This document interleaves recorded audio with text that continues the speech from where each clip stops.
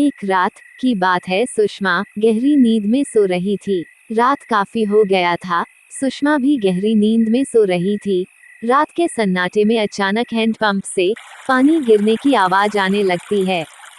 Handpump से पानी की आवाज सुनकर सुषमा की नींद खुल जाती है। सुषमा इधर उधर देखते हैं, लेकिन उसे कुछ दिखाई नहीं देता है। फिर सुषमा कहती है कि हे भगवान, इतनी रात को भला कौन पानी भर रहा है। रात के अंधेरे में सुषमा की हिम्मत की नहीं हो रही थी उठने की, फिर भी वह बेड से उठती है और कहती है, हे भगवान, इतनी रात को भला कौन पानी भर रहा है। बाहर जाने की हिम्मत तो नहीं कर हो रही है, लेकिन जाकर देखना ही पड़ेगा। बाहर जाकर देखते हैं कि हैंडपंप से पानी अपने आप गिर रहा है। हैंडपंप भी अपने आप चल रहा है और पानी लगातार गिर रहा है, लेकिन उसे चलाने वाला दिखाई नहीं दे रहा था। ये सब देखकर के सुषमा को बहुत डर लगता है। सुषमा कहती है कि हे भगवान, हैंडपंप पर तो कोई भी नहीं है, फिर ये अपने आप कैसे चल रहा है, और तो और पानी भी गिरकर बह रहा है। और सुषमा वापस अपने घर में भाग जाती है। सुषमा के लिए सबसे काली रात होती है। सुबह होने पर सुषमा अपने पति किरोड़ी लाल से सारी बात बताती है। रात में जो भी कुछ हुआ वह सारी बात किरोड़ी लाल को बता देती है। किरोड़ी लाल सुषमा की बातों को सुनकर हंसते लगता है और कहता है, अरे सुषमा, तू भी कैसी बात कर रही है। कभी ऐसा होता है क्या कि हैंडपंप अपने आप चलने लगेगा। तू भी नींद में सपने देखी होगी, ऐसा कहीं नहीं होता। तूने तो सपना देखा होगा, तभी ऐसी बात कह रही है। नहीं भला हैंडपंप कैसे चलेगा और पानी अपने आप कैसे गिरेगा। सुषमा कहती है कि आप मुझ पर विश्वास करो चाहे मत करो, लेकिन ये बात सच है। मैं नींद में सपना नहीं देखी थी, मैं भली भांति जानती हूँ। मैं बाहर उठकर भी गई थी देखने के लिए, और देखा भी कि हैंडपंप से पानी अपने आप गिर रहा है। सुषमा इस बात को गांव की महिलाओं से भी बताती है। टीना, जो कि शहर में रहती थी, वह अपने मामा के यहाँ गांव में आई थी। कहती है कि अरे क्या सुषमा मामी, ये क्या अफवाह फैला रहे हो। आजकल के जमाने में भी भूत प्रेत होते हैं क्या। फिर टीना की मामी जो इस गांव में रहती थी वह कहती है, हाँ हाँ सुषमा दीदी सही कह रही हैं, भूत प्रेत होते हैं, हमेशा से होते रहे हैं। आज टीना तुम भी इस बात को मानो या ना मानो, आज के जमाने में चुड़ैल होते हैं। एक दिन दोपहर के समय किरोड़ी लाल सो रहा था। उसे भी अचानक हैंड पंप से पानी गिरने की आवाज आने लगी और उसकी भी नींद टूट गई और कहता है, अरे इस गाँव वालों को भी तसल्ली नहीं है। दोपहर में भी सोने नहीं दे रहे हैं ये लोग। कम से कम दोपहर को तो सोने दे। पता नहीं कौन पानी भर रहा है और भरे ही जा रहा है। कब से आवाज़ आ रही है और बंद भी ना कर रहा है। चलो देखो क्या कौन है। किरोड़ी लाल गुस्से में बेड से उठता है और बाहर की तरफ जाता है। बाहर जाकर देखा है कि हैंडपंप तो अपने आप ही चल रहा है, पानी अपने आप गिरता चला जा रहा है, लेकिन हैंडपंप भी कोई चलाने वाला नहीं दिखाई दे रहा है। ये सब देखकर किरोड़ी लाल को विश्वास नहीं हो रहा था। वह बार बार हैंडपंप की तरफ ही देखे जा रहा था। किरोड़ी लाल कहता है, हे भगवान, यहाँ तो कोई नहीं दिखाई दे रहा है, फिर भी ये हैंडपंप अपने आप चले जा रहा है। क्या बात है। सुषमा सही कह रही थी। आज तो मेरे साथ भी ऐसा ही हो रहा है कि ये हैंडपंप चला कौन रहा है। ये तो दिखाई नहीं दे रहा, लेकिन हैंडपंप भी चल रहा है, ये भी देख रहा हूँ मैं। किरोड़ी लाल हैंडपंप के और पास जाता है और कहता है, इस हैंडपंप को क्या हो गया। ये तो चले जा रहा है और रुकने का नाम भी नहीं ले रहा है, कोई चला भी नहीं रहा। हे भगवान, क्या हो रहा है ये सब। मुझे तो कुछ समझ में नहीं आ रहा है। एक हैंडपंप क्यों चल रहा है और कौन चला रहा है।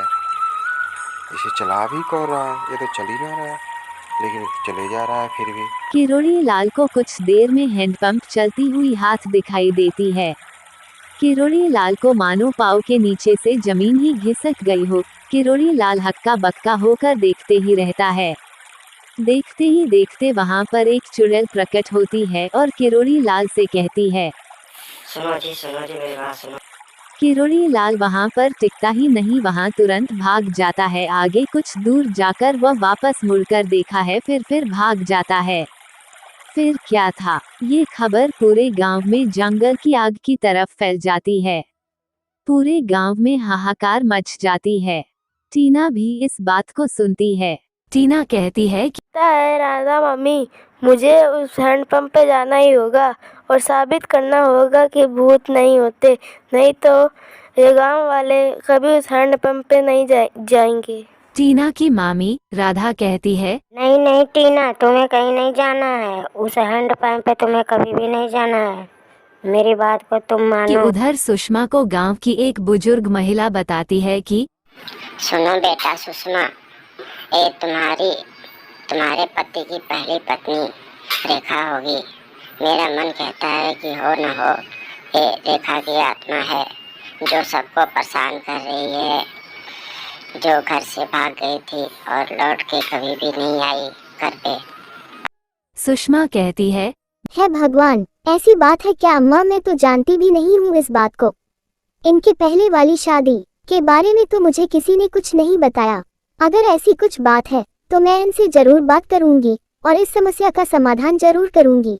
बुजुर्ग महिला कहती है, हाँ बेटा सुषमा, इस बारे में जरूर बात करो तुम अपने पति किरोड़ी से, नहीं तो वो रेखा की आत्मा पूरे गांव को तबाह कर देगी। हो न हो वो वही रेखा की आत्मा है, कोई दूसरी हो ही नहीं सकती। ठीक है अम्मा, आपने बता दिया, बढ़िया किया इस बात को। उधर टीना गांव वालों का भ्रम दूर करने के लिए इसी हैंडपंप पर जाती है जहां पर वो चुड़ैल दिखाई देती है। टीना हैंडपंप पर जाती है और वहां पहुंचकर कहती है, अरे कहाँ है वो चुड़ैल? मुझे तो नहीं दिख रही, जरा सामने तो आना। इन भोले भाले गांव वालों को परेशान करके रखा है। तभी वहां पर चुड़ैल प्रकट होती है और टीना से कुछ कहना चाहती है। चुड़ैल कहती है, टीना चुड़ैल की बात नहीं सुनती और वहां से भाग जाती है, लेकिन चुड़ैल उसको आवाज लगती है, लेकिन वह नहीं सुनती और भगती रहती है। तभी चुड़ैल अगली सुबह टीना का सर गांव के चौपाल पर मिलता है, जिसको सभी गांव वाले आकर देखते हैं, लेकिन गांव वालों को समझ में नहीं आता कि चुड़ैल से पीछा कैसे छुड़ाया जाए। सुषमा अपने पति किरोड़ी लाल से इस बारे में बात करती है और कहती है, सुनो जी, आपकी पहले भी शादी हुई थी और आपकी पहले पत्नी रेखा को घर से भाग गई थी, ऐसा गांव वाली अम्मा बता रही थी मुझे। ऐसी कुछ बात है क्या? और अम्मा कह रही थी कि हो ना हो इस रेखा की चुड़ैल है जो सभी गांव वालों को परेशान कर रही है और तुम लोगों दिखाई देती है। आप जाकर उसे रेखा की आत्मा से बात करो, नहीं तो वह पूरे गांव को तबाह कर देगी।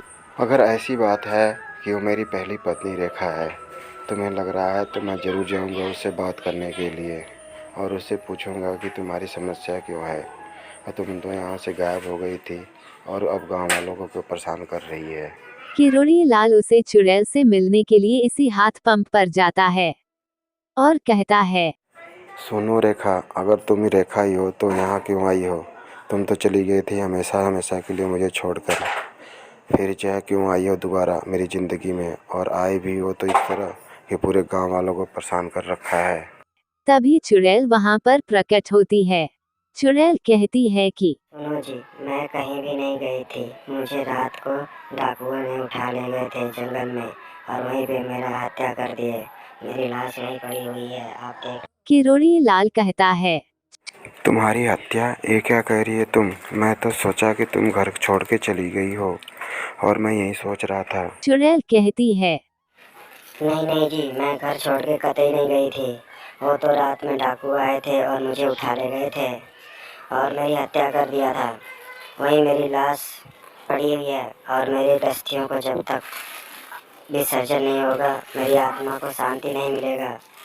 ऐसा करो, आप मेरी अस्थियों का विसर्जन कर दो, मैं किसी गांव वालों की हत्या नहीं करूंगी और दिखाई भी नहीं दूंगी। किरोड़ी लाल कहता है, अगर ऐसी बात है तो मैं तुम्हारी अस्थियों का जरूर विसर्जन करूंगा, जिससे तुम्हारी आत्मा को शांति मिले। फिर वह चुड़ैल वहां से गायब हो जाती है और कभी भी उस गांव में दिखाई नहीं देती। किरोड़ी लाल उसकी अस्थियों को गंगा में विसर्जन कर देता है और उस चुड़ैल को मोक्ष मिल जाता है। ऐसी ही मजेदार कहानियाँ देखने के लिए हमारे चैनल को लाइक और सब्सक्राइब करें।